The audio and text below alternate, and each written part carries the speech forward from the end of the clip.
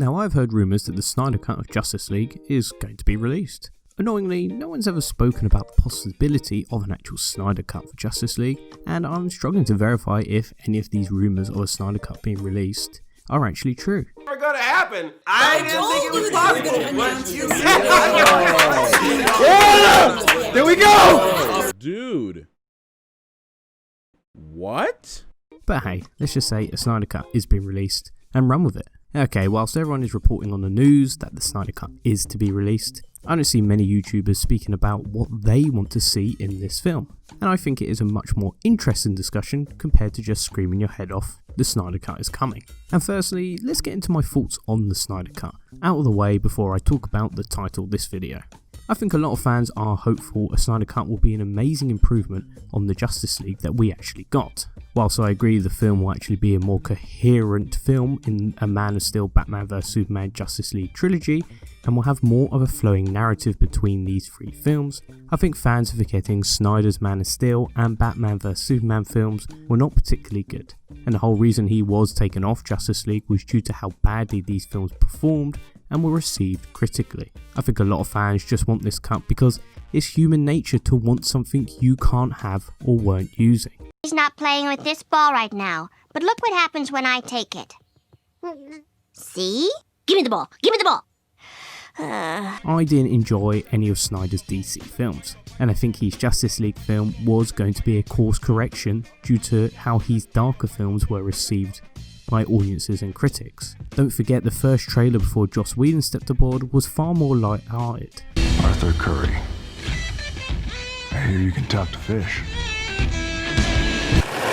Bazinga. Many fans noticed that this was a steer in a different direction compared to his two previous films. I doubt Justice League will be any marked improvement on what we got, but as a lover of film I am genuinely interested in what Snyder had planned. I'm really looking forward to seeing what his vision was, even though I don't think his vision was particularly good. So before I get on with this video, please may I ask as always, please do subscribe and like the video if you are enjoying my content. Let's talk about the black suited Superman and its appearance in Justice League. So back in August of 2016, during filming of Justice League, Henry Cavill posted this image on Instagram. Obviously it's hard to tell what this image is, but most fans were in agreement. It was a hint towards him donning the black suit for Superman. As we all know, Henry Cavill did not wear the black suit in the end, instead opting for a new upper lip. It's meant to wind like a river. It comes and goes.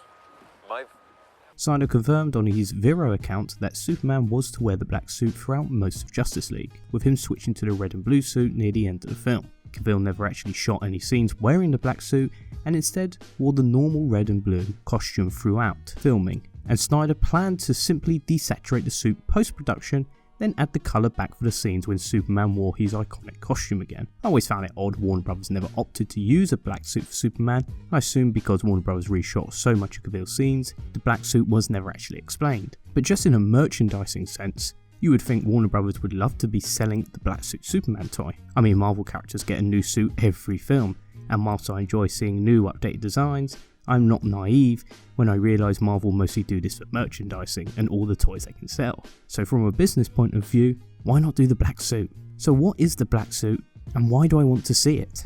Firstly, the black suit is to be used for injured Kryptonians. The suit absorbs light at an accelerated rate, helping recovery and the regaining of a Kryptonian's powers. The idea of the suit is it is worn by weak Kryptonians who need to accelerate the healing process. When Superman wears this suit, he is not ready for battle. He is weak and needs to be careful who he fights. The suit was introduced after the infamous Death of Superman storyline. Upon Superman's return from the Kryptonian regeneration matrix, he needs to wear this suit in order to ever regain his powers and return to battle. And this is why I want to see the black suit. The Superman we got in Justice League, whilst did encompass everything we know about Superman being a symbol of, well, I believe in truth, but I'm also a big fan of justice.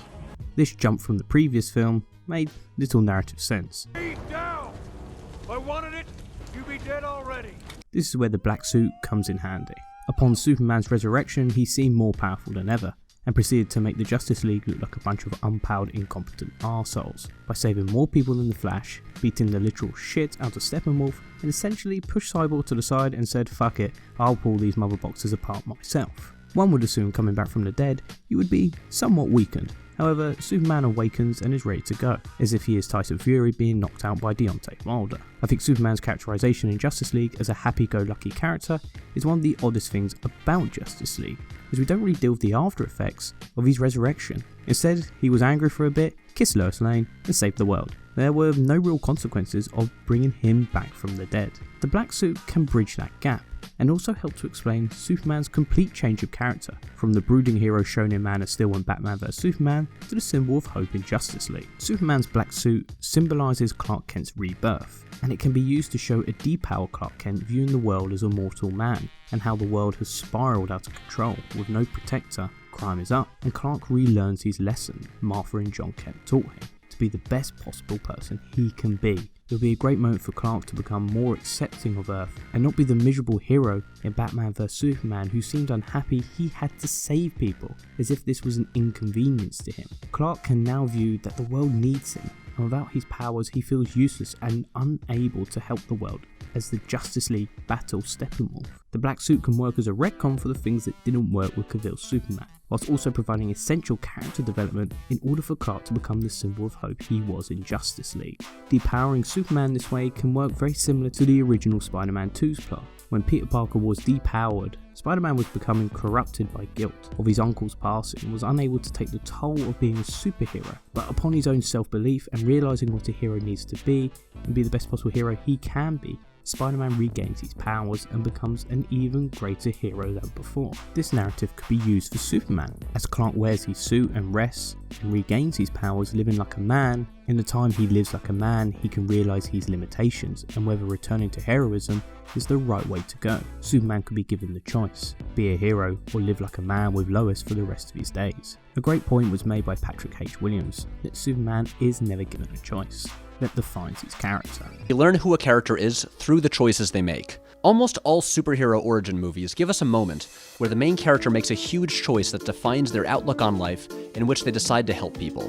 Man of Steel never gives Superman a moment like this. He never makes a choice that defines who he is to the audience. This could be Superman's choice to define his character. Upon realising it is his duty to use the abilities he has for good, regains his powers and fights Steppenwolf. It could be a fantastic heartfelt moment, and we the audience realise Clark wants to help people because we should all be the best possible person we can be. A true Superman message. The whole arc of Superman over the course of his first two films was Earth didn't accept him, and he begrudgingly helped the world, and upon his death, the world lauds Superman as a hero. As crime increases and there is no protector, realising Superman's importance to them. For Clark to be able to return, and whilst resting and living like a normal man for a period of time, he can realise the Earth has finally accepted him, and he is ready to accept the Earth as his true home, becoming the symbol of hope he needs to be. I love Superman. He is maybe my favourite comic book character. What I love about the character is the symbol of good Superman represents.